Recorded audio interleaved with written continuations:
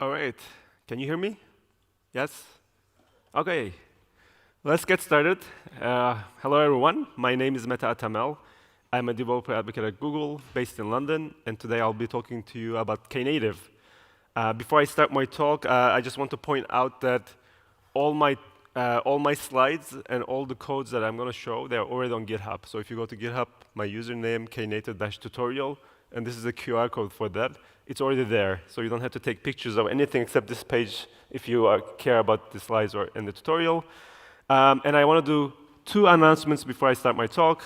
First, we have a Google booth here. I don't know if you realize. Apparently, I heard that it's not marked or something. But feel free to visit the Google booth for project opportunities. If you have a startup, they have some startup information. If you want to Google Cloud credits, feel free. And I was told that in Poland, we actually have offices in Krakow and Warsaw. And there's some teams, like, for example, Google Kubernetes Engine, Google Compute Engine, with some positions. So if you're interested, I just want to point out that Google is present in Poland. And the second announcement I want to do is we have a program for startups. So if you are a startup, you can get credits for $3,000, $20,000, or $100,000 to run on Google Cloud. I always point this because I like to help startups.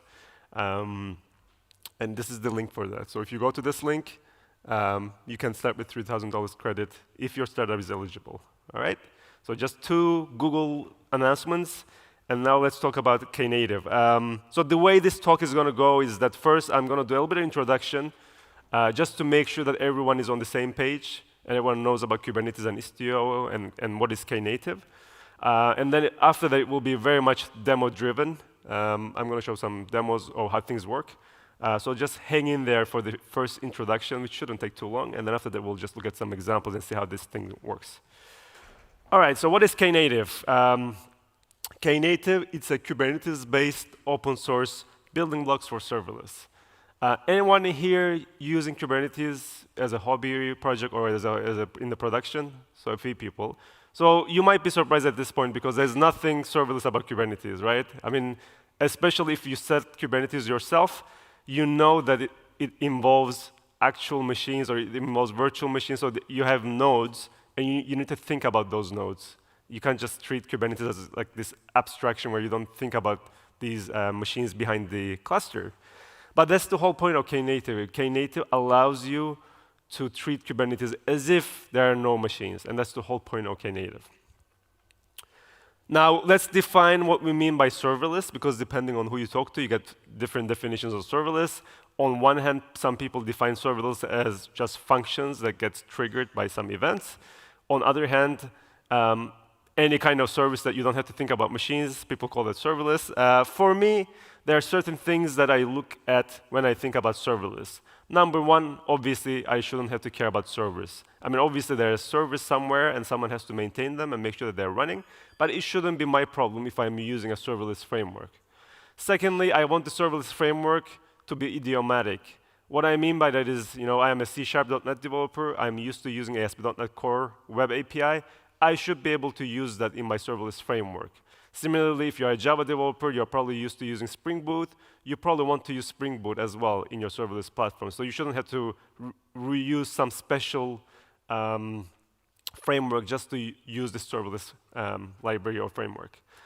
Thirdly, most of the time, when we talk about serverless, it's actually event-driven. So something triggers your function or something triggers your container rather than synchronous. And finally, you want your serverless framework to be portable. So let's say you deployed a serverless function or a serverless container to Google Cloud. Ideally, you should be able to take that and deploy it to Azure or on-prem or some other place, right? So when you look at Knative, actually it does a pretty good job of abstracting away servers, being idiomatic, being event-driven, and being portable as well. So hopefully at the end of this talk, you'll be convinced that it's a good open source project that will give you the ideal serverless framework that at least I look for when I look at serverless. Now, for those of you who don't know Kubernetes, I just want to cover this really briefly. So Kubernetes, it's all about scheduling and running containers at scale. So the idea in Kubernetes is that you deploy your code as a container. So you have a container image in a registry. Then from that, you create what's called a pod template. A pod is a single unit in Kubernetes that gets scheduled. Usually it's a single container, but if you have two correlated containers, you can schedule them together in a pod. Then you tell Kubernetes what you want to be true. In Kubernetes, there's this thing called Replication Controller, replica set.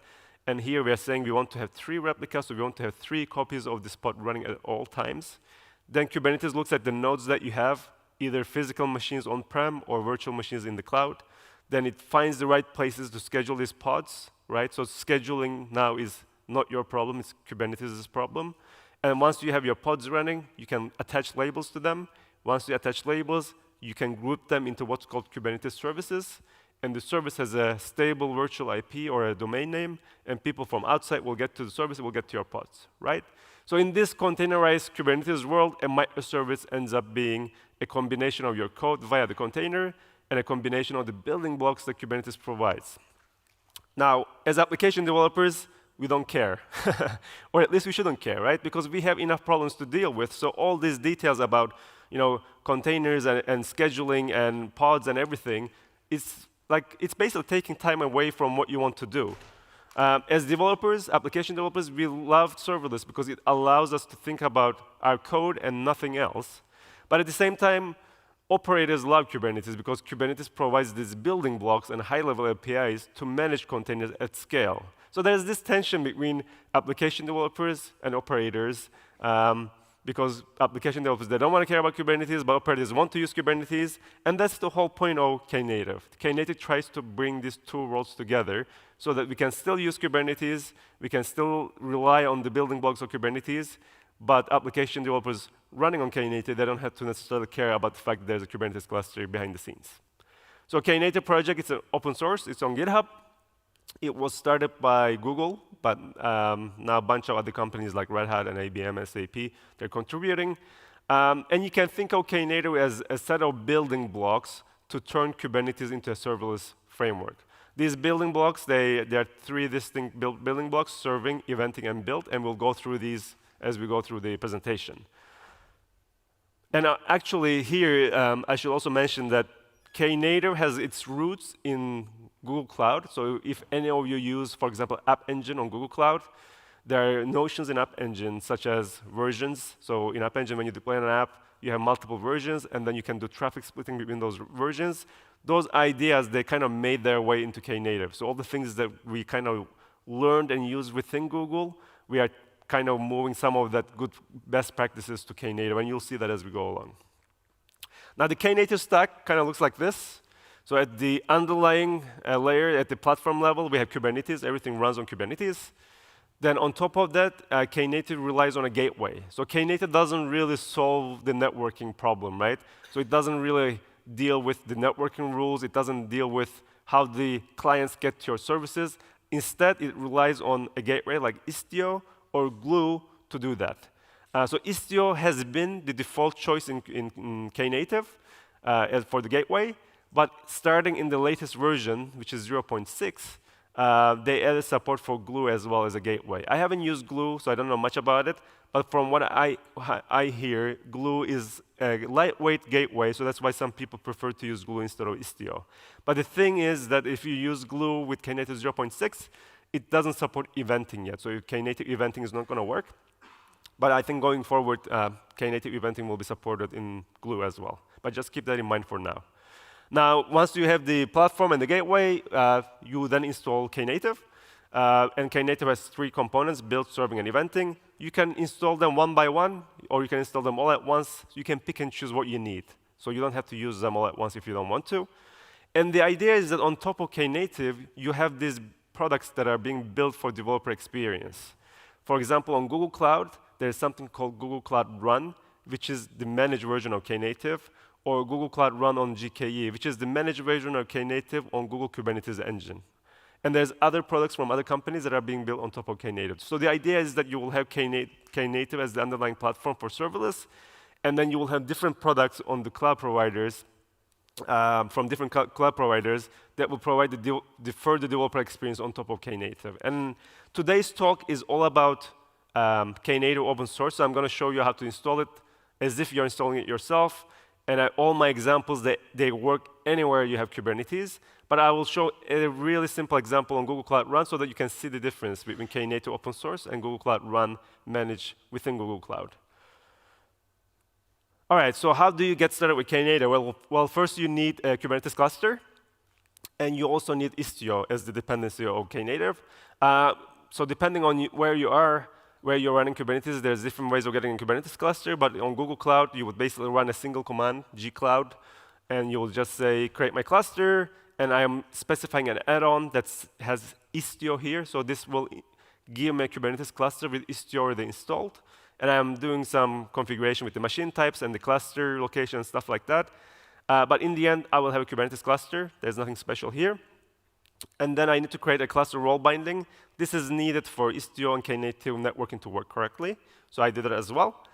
And then I installed Knative. So Knative, the installation of Knative, it comes with YAML files that you can just point to and it will install it for you. So in this case, I am installing 0.6.0, and I'm pointing to serving, build, and eventing YAML files. So these are the YAML files that will install the full Knative for me.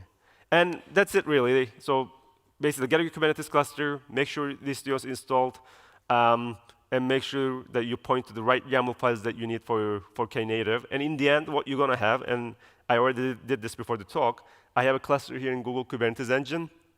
I already did all this work. So I just want to make sure that things are running. So what happens with Knative is that it installs the Knative eventing, serving, and build into separate namespaces. So if I look at the pods of, let's say, serving, I just want to make sure that they're running, and they are.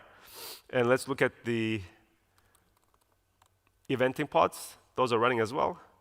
And then finally, build, those are running as well. So all of Knative is running for me, which is a good sign for demos that I'm going to show you later. All right. Now, let's first talk about Knative serving, the first part of Knative. Now, what is Knative serving? The way I describe Knative serving is that it enables you to deploy a container in a serverless way, right? And what I mean by that is you create what's called a Knative service. You point to your container image in a public repository, and you tell Knative, just create this for me. And what Knative does is that it deploys your container. It sets up the networking to your container so people can get to your container from external of your cluster. And it just runs your container, just like that. Then on top of that, you have automatic scaling. So your container will run in a single pod, but it will scale down to 0 if no one uses it for 60 seconds. And it will scale up to n that you can define. And then every time you deploy a container, it has a configuration. And when you deploy it, you get a new revision, right? When you deploy your container again, for example, it will get a new revision. So you have this configuration and revision management. And since you have multiple revisions, you can do traffic splitting between those revisions. So by default, the latest version that you deployed will get all the traffic. But if you want to do something smart, like maybe the latest version gets 50% of the traffic, but the previous version gets the other 50, you can set that up as well. So basically, it enables you to deploy a container and get networking set up, get automatic scaling set up, get configuration and revision management, and get traffic splitting if you want. So the Knative serving primitives are kind of like this. At the top level, you have Knative service. Just note that this is not a Kubernetes service. In Kubernetes, there's also services, but this is separate. This is under Knative API. So you create a Knative service. The service will have a configuration that you define that points to the image, and it has things like the environment variables. And then you deploy your service. As soon as you deploy your service, a revision will be created for your service, and a route will also be created that will point to that revision. So by default, the revision gets all the traffic. If you make any change in the configuration and deploy again, it will create a new revision, and the route will be updated to point to that revision. Or you can change the traffic rules in the middle so that you can do 50% traffic splitting if you want. But the primitives of Knative serving is the Knative service, configuration, revision, and route. So let's take a look at this. As I mentioned, all my samples and all my slides are in this Knative tutorial, and I'm going to refer to this tutorial as we go along. So I just want to do a really simple Hello World application and see what it takes to actually build that. This app, it's a very simple app that kind of gets a request, and it will just say, hello, hello world. I wrote it in C#, but that's almost irrelevant. I mean, any language you can use. I created my sample. I pushed to Docker Hub, and I call it hello world v1, version 1 of my application. Then I need to create a Knative service definition, right? So I have this service YAML file, and you will realize that at the top I have API version that points to Knative API, and the type is service, the name is hello world, and the namespace that this will be installed is default namespace. And then under here, I define some things about my service. So this is the configuration. The first thing that you will realize is that I have this thing called run latest. What this means is that when I deploy this service, it will get 100% of the traffic, right? So that's what I want. And then the configuration points to the image that I pushed earlier, and it also has some environment variables, name, target, and the value is v1. And what my code does is that it will read this environment variable and it will print it out. So it will say hello v1. So I create the service, and then I watch the pods, the Knative service, the Knative configuration, the Knative revision, and the route. So let's do this and see what happens. So first, let me just watch these things. And you'll realize that I already have some pods running. These are pods that I set up for my eventing samples that I'm going to show you later, because it takes them a little bit of time to set them up, but you can ignore them for now. But here I am in hello world, and I have my service definition file, so I'll just apply that. So now the Knative service is being created, and if you look at here, you see that a Knative service called hello world is created, the configuration is created, the revision, the first revision is being created, and a route that points to that revision is being created. So everything is created, and my pod is also created by Knative, and it's running. So everything is up and running. But how do I get to this service? Well, I had to go through Istio, because Istio is the one managing traffic to my cluster. And in Istio, there's something called Istio ingress that has a public IP, and everything goes through Istio ingress. So I find the Istio ingress IP, and then I can do a curl to that IP like this. But I need to specify which service in which namespace is that I want to get to. So in this case, my service name is hello world, and the namespace is default, and example.com is the dummy domain that comes with Knative. So I'm basically curling this Istio ingress IP, and I'm specifying my service and the namespace. Now, this is how you will get to it if you haven't set up your own domain. But I also show in my tutorial how you set up your own domain. I won't bore you with the details, but you can read it here if you want.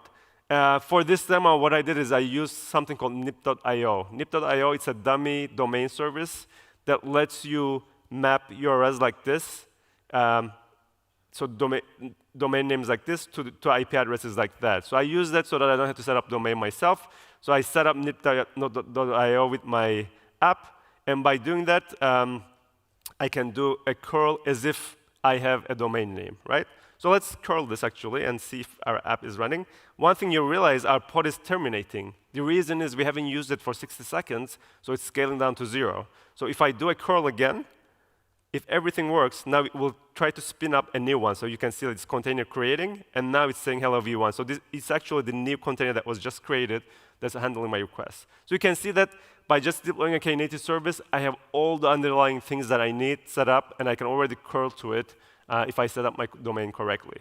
Now, as I mentioned, every time you change the configuration, you get a new revision, right? So let's just review again. So every time I change anything in here, it will create a new revision, and it will update the route. So let's take a look at that. For example, in here, I'm updating my service definition, and I'm saying I'm using the same image again. It's version 1, but I'm changing the environment variable and target value to v2. So I'm changing the environment variable on my configuration. So let's do that. And then what you're going to realize is that it immediately created a new revision. This is generation 2. And it created a new pod for the new revision. And if we do a curl again, you see that hello v2. So we updated our service with the new configuration. Now, if you want to change your code, it's the same way. Instead of pointing to the environment variable, now what you need to do is, for example, let's say instead of saying hello, if you want to say bye, I change my code. I create a new Docker image and push it to Docker Hub. So in this case, I'm calling it hello world v3, the version 3 of my application. Then I come to my service, and I change the image from version 1 to version 3. and that's how I would update my code. So if I apply this, service v3, you see that it will create a new revision, and it will create a new container just like before. And when that container is up and running, if we do a curl again, now it says by v3. So we updated our code from hello to by. So that's how you can easily update your code. But of course, in real world, you wouldn't update code like this. In real world, what you would do is that you would deploy a new version of your code and maybe let it get 10 or 20% of the traffic, make sure it works, and then do an update to 100%, right? So you want to do a rolling update, or you want to do red-green deployments, whatever you want to call it. In Knative, this is very easy to do.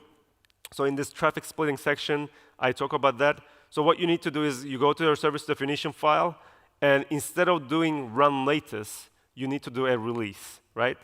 And in release, you need to point to some revisions. So what I'm doing here is that I'm pointing to revision 1. This is the revision that exists already. And I'm pointing to a new revision, revision 4, that I'm going to create right now.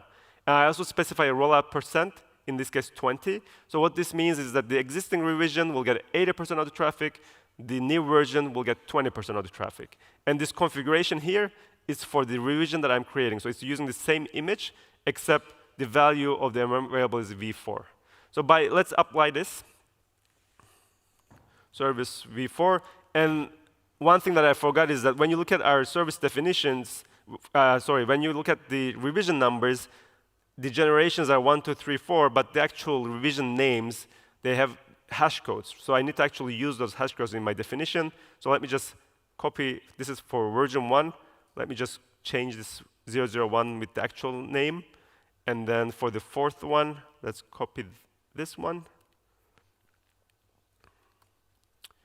All right, and then let's apply again. Now this will create the version 4, or update the version 4, and then it will do the traffic splitting, 80% to version 1, 20% to version 4. And let's do some curl commands. Let's do a curl within a loop. So here I'm just doing the same curl, but I'm doing it within a loop. So let's do it 10 times. I got hello v4, hello v4. Now it's hitting v1, so it's creating the v1 because it scaled down to 0. Now it's v1, v1. So most of the time, it should be v1. I mean, right now it's like almost 50-50, but most of the time, over time, if you run it again, you will see that it will be v1, and once in a while it will be v4 because we did 80% to 20%. So that's how you can do traffic splitting between an existing revision and a new revision.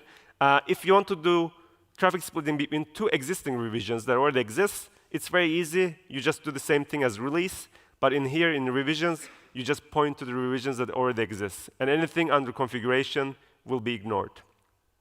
This is a little bit confusing, by the way, because in here, for example, we are deploying to existing revisions, but the configuration doesn't matter in this case because we are not creating a new revision. So it's a little bit confusing, but they changed the API recently, and they made this a little bit more clear. I'm going to update my tutorial with those examples so that it's clear to people as well.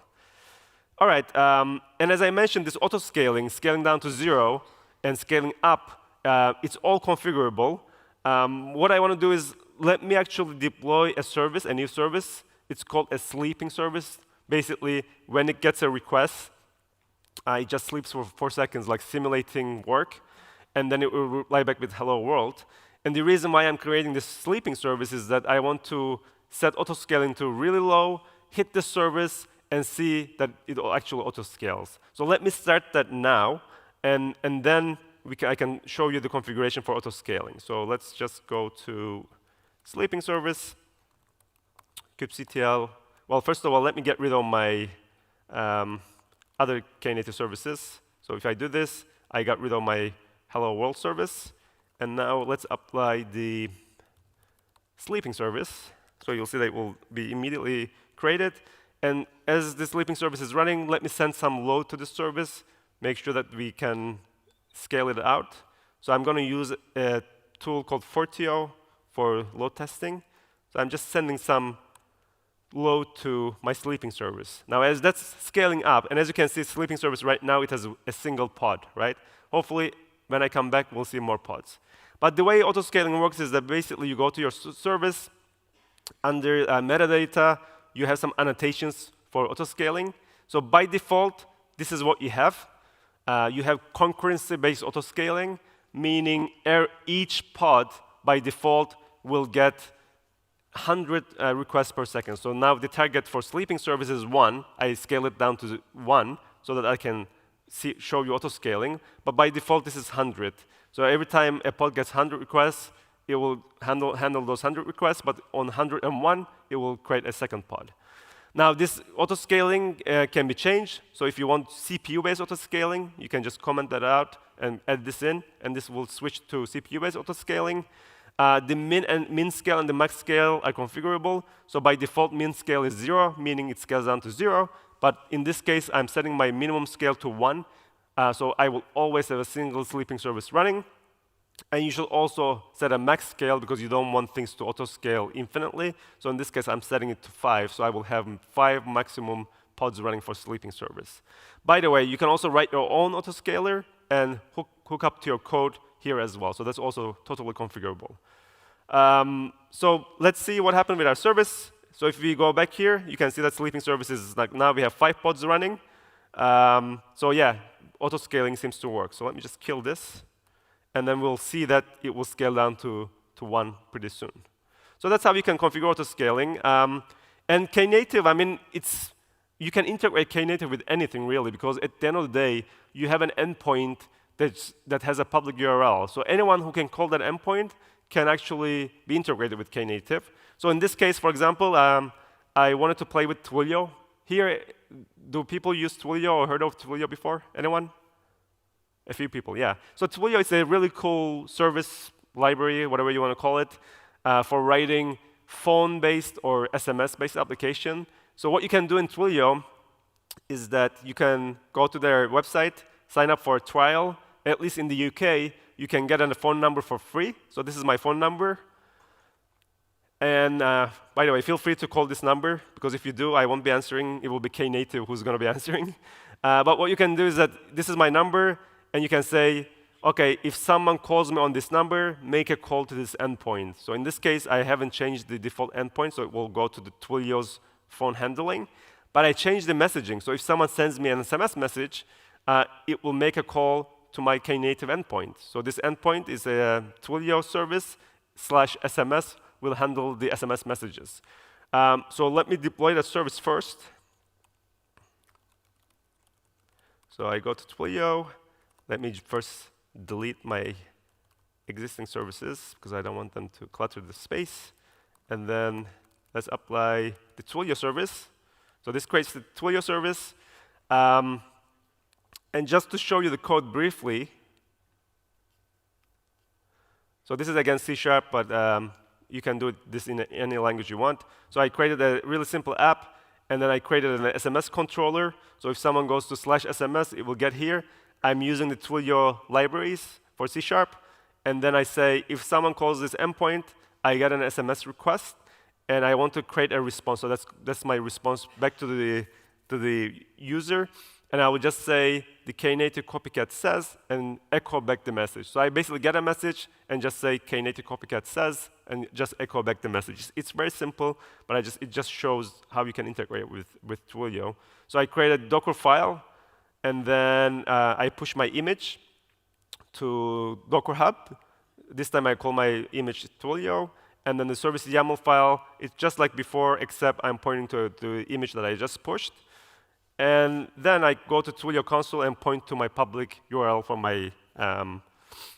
my service. So if this worked, let's see. So I have my Twilio running, and I have my minimum scale at 1, so it will always keep running. Then let's go to my messages. So here I am in Android for web. So you're looking at SMS messages on my phone. And this Mete Twilio is my Twilio number that I'm going to send the message to. As you can see, every time I go to a conference, I use this. So the last one was in Oslo. But here, let's just say, hello from Krakow, Devoxx, Poland. So I'm sending a message from my phone to Twilio number. Twilio number will say, OK, I'll call this Knative endpoint. And the Knative endpoint will wake up my pod, and pod will respond back, hopefully, as it did already. The Knative copycat says, hello from Krakow, Devoxx, Poland.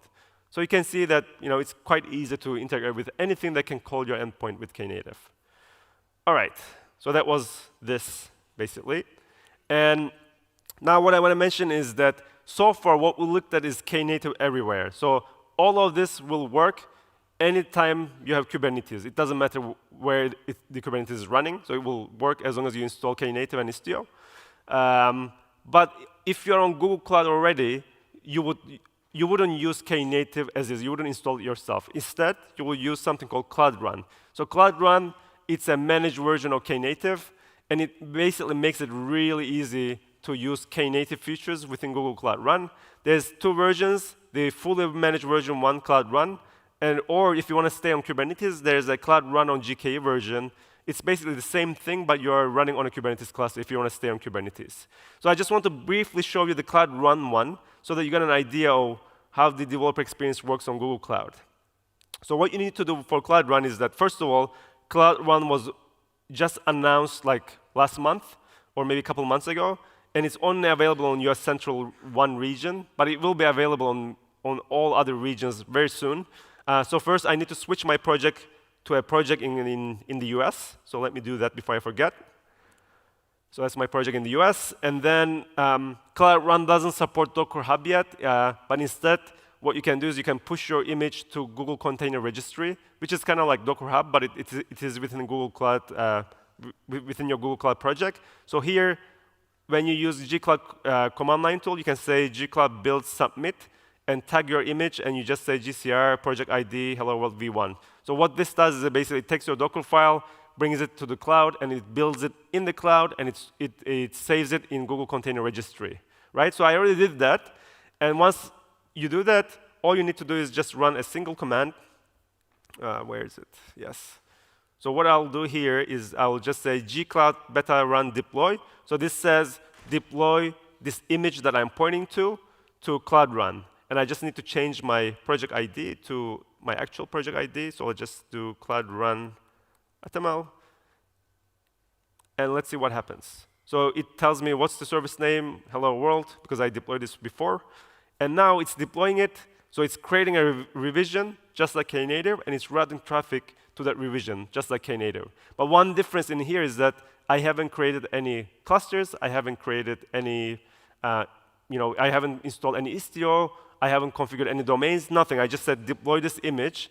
And then what happens is that in the end, if I go to Google Cloud Console, and if I switch my project to US project, and under here, I have Cloud Run section. Now you can see that I have a bunch of services already installed, but this hello world one is the one that I just deployed. So what you do is you get some metrics. I mean, I just deployed it, so no one is using my service yet, but if they did, you would see it here. Under revisions, you see all the revisions of your service. So this 009 is with 100% traffic, was deployed just now, so it's the one that we just deployed. And I can see the logs from here, and yeah, once it loads, but we won't wait for that. And then the details. So this is an unauthenticated service, meaning anyone can get to this. I also get a default URL for my service, so domain is already set up for me, but you can also hook up your own domain into this. So if I click into this, it's the same exciting hello world v1, but it's running on Cloud Run. So the experience is very much like Knative, except you don't have to worry about the underlying details of a cluster. It's fully managed. All right, that's all I want to show you in terms of Cloud Run. So let me switch back to my other project and go back here and do the same before I forget, because one time I forgot and it was a disaster afterwards. All right, we are back and we can kill this. All right, I have 15 minutes, so that's good time for eventing. So everything I showed so far was Knative serving. Now let's look at the next part of Knative, which is eventing. So eventing, in a nutshell, allows you to connect some event sources to some event consumers with some kind of flow in the middle. That's the easiest way I can explain it. The event consumers are basically Knative services, and the event sources can be a lot of different things. So this is some of examples of event sources. For example, you can listen Apache Kafka messages, you can listen Google Cloud PubSub messages, you can listen GitHub events, or Kubernetes events, or Google Cloud Storage events, and so on and so forth. The full list is here. This is not the full list. But the way it works is that first, in Knative, you have these things called sources. These are, I think they are misnamed. They should be called source importers, actually, because they are the ones that are listening for external events and importing them into Knative, basically. So you get the events into Knative, and these events are different types of events like GitHub and Kubernetes and stuff like that, but they eventually go to something called broker. So usually you will have a single broker running in a namespace, and the broker is the one that will receive the messages from the sources. Then broker will pass those messages to a Knative service, but in the middle there's something called trigger. A trigger it's a thing that kind of combines the messages from broker to a service, but with some filtering in the middle. So if you want to filter, for example, if you want this service to only get red messages, you can do some filtering in the trigger, and then the broker will basically just pass in only that kind of messages to that service. I should also mention that all these messages that come into Knative, they're all different types of messages, right? But what happens is that at the source layer, once we have these sources reading all these messages, they will convert these messages into what's called cloud events. Cloud event is an open source event definition from CNCF. And in cloud event, you will have some metadata for your events, and the actual data of the cloud event will have the actual event that you're listening. So in this case, for example, the GitHub event will have the GitHub payload in the data. So the broker will only receive cloud events, basically. And then the broker, we already mentioned, it's one per namespace. Then it goes to a trigger, where in the trigger you can do some kind of filtering if you want for the type of messages that you want to filter.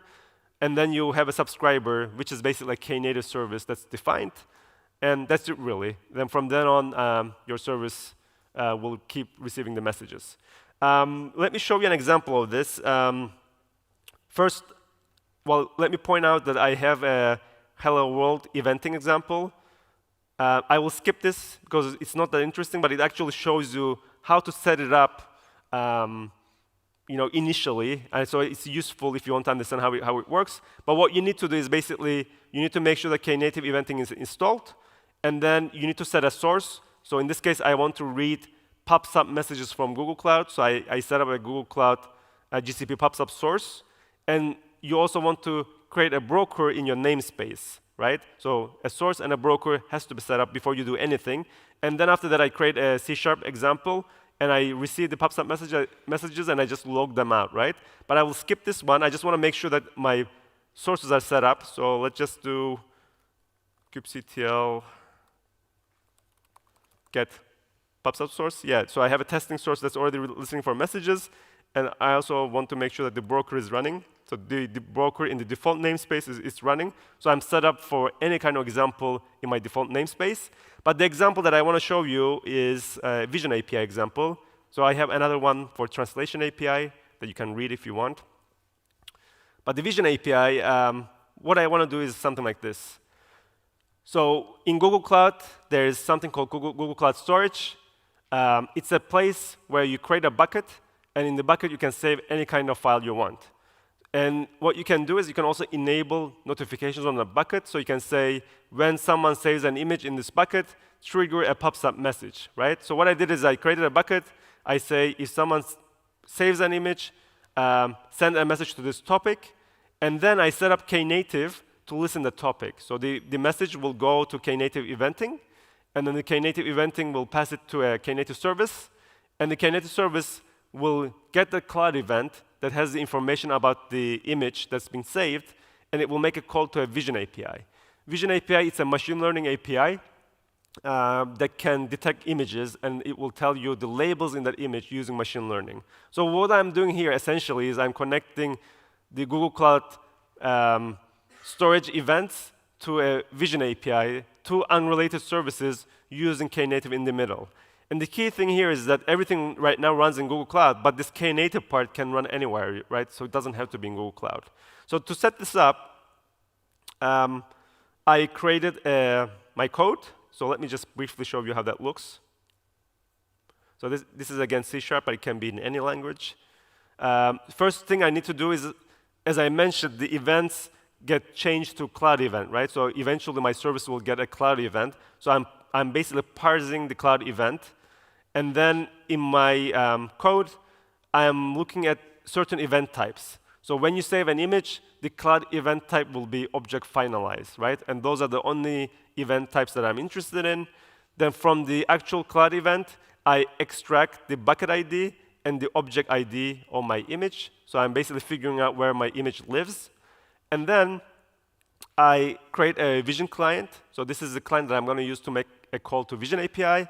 And then I just say Vision client detect labels async. So this will make a call to Vision API and extract the labels from the image at this URL. And as a result, I'm getting 10 results back. And each label will have a score. I order the scores from highest to lowest, and I just log them out, right? So that's what my code does. And then after that, I build my image, and then I create a trigger.yaml file. So in this trigger.yaml file, I have two things. First, my Knative service. So this Knative service it's a Vision. It points to my Vision code. And then the second one is trigger. So this trigger, it does basically just the connection from the broker to my service. It doesn't do any kind of filtering. So any kind of message will trigger this service, and it will eventually go to my Vision service that I just defined up here. So let's do this and see what happens. So go to eventing and Vision, and I will just apply kubectl trigger. And then you can see that my service, Vision service and trigger is created. So if I do get kubectl get trigger, I should see a Vision trigger. And if I do get pods, I should see a pod for Vision as well, right? So the container has been created. So once that works, yeah, it's running right now. Now it's ready to receive traffic. So let's look at the logs of this service. So what I do here is that I create my bucket. I enable notifications on my bucket. And then let me look at the logs on my service. So this is how I would do it. Logs, and then get the log ID. You can see that it's just listening on port 8080, right? It's just waiting for messages. Now what I need to do is I need to save an image to the bucket. So to do that, I go to Google Cloud Console, and then I go to storage. So this is Google Cloud Storage. I already have a bucket named Knative bucket, where I enabled the notifications, and I'm just going to upload a file. So let's go here, eventing Vision pictures, and I'm passing this image. I don't know if you can see it, but basically it's like a beach with sunset and mountains. So I'm saving this image to Cloud Storage bucket that will trigger a message to PubSub. PubSub message will be listened by Knative. Knative source will get it. It will pass it to broker. From the broker, it will go to the Vision service. That will make a Vision API call. And in the end, if everything worked, let's see. Yeah, so you see that our service received the content, and the data is base64 encoded. It has the basically cloud event. And then we extracted the cloud event and make a call to Vision API, and then it says now the picture is labeled sky, body of water, sea, nature, coast, water. So it extracted these labels from the image, right? Cool. So that was a quick example of what sort of things you can do with Knative. Now in the last 5 minutes, we'll go through build really quickly. But before we go through build, I want to kick some builds, and then we'll talk about build, and then we'll come back to the builds just to show that it actually worked. So what I'm going to do is go back to my console, and first of all, let's delete our Knative services. We don't need them anymore. I go to build, and then here I have a bunch of builds. So I'm going to kick a build to build hello world GCR. So this will build and push to Google Container Registry, build an image. Another one is Docker. So this will build and push to Docker Hub. Another one will use a build template with Canico, and it will build using Canico and push to Google Container Registry. And then let's do one last one. Build template, use Buildpack, and build a Java app and push it to Google Container Registry. So if we look at the builds, if I do kubectl get build, you see that I have 4 builds that are pending, meaning they're kind of being worked on. And if I do look at pods, you see that there are some pods that are being initialized that will do the build for me, right? Now, what can you do with build? It basically allows you to go from your source code to a container image on a repository. That's all there is to it. It gives you some primitives to work with. So first, you have the build object. This is basically one or more steps that you define that will be executed in order. You have what's called build template. So you can take your build and make a template out of it so that you can use it for multiple builds. Or you can install someone else's templates and just use it from your builds as well. You have different builders for different things like building containers and other things. And finally, you have something called service accounts to authenticate. For example, when you want to push to Docker Hub, you need to be authenticated. So for that, you will need to use a service account. So let me show you the definitions of my builds so you get an idea what's involved. I'm here, actually. Yes, hello, build. So for example, in this case, I have a build that points to my source, so it points to my Knative tutorial. And then I have my steps. And I only have one step that's build and push that will use Canico. Again, Canico is an open source project to build images. So it will use that image to build my own Docker file. I point to my Docker file, and I point to my destination. And in this destination, I'm saying gcr.io, and the project ID is going to be my project ID, and I'm tagging it with this. So what this will do is it will create a pod. That pod will build my Docker file and push it to Google Container Registry. And as I mentioned, you can do get build and get post to see that. And in the end, you can see when it's completed, you'll get a completed status, right? So this is to Google Container Registry, which doesn't require authentication. But in Docker Hub, you need to be authenticated. So what you need to do is you need to create a secret with your Docker Hub username and password, base64 encoded. So this is a Kubernetes construct. And then you need to create a service account, again in Kubernetes, to point to that secret. So here I create a service account, give it a name, and I point to my secret that I just created. And then in your build, everything is the same, except I refer to a service account. So this is a service account that will authenticate with Docker Hub. And the destination points to docker.io instead of gcr.io. So that's how you can push to Docker Hub. And normally, you wouldn't do builds like this. Instead, you would rely on a build template to do the builds.